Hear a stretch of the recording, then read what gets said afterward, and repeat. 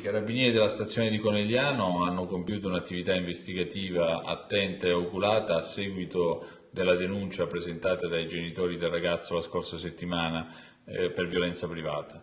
L'attività compiuta ha permesso di ricostruire esattamente la dinamica del fatto e di identificare i 3 autori della violenza privata che era stata denunciata.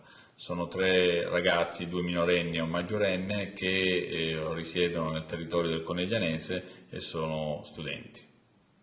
I ragazzi hanno capito il loro errore e si sono scusati con la vittima? Sì, tutti e 3 hanno ammesso le loro responsabilità, hanno compreso di aver fatto un errore. Già uno ci risulta che si è giustificato e si è scusato direttamente con il ragazzo, con il querelante, accompagnato appunto dai genitori. Noi abbiamo già informato l'autorità giudiziaria veneziana nella procura presso il Tribunale dei minorenni e l'autorità giudiziaria trevigiana.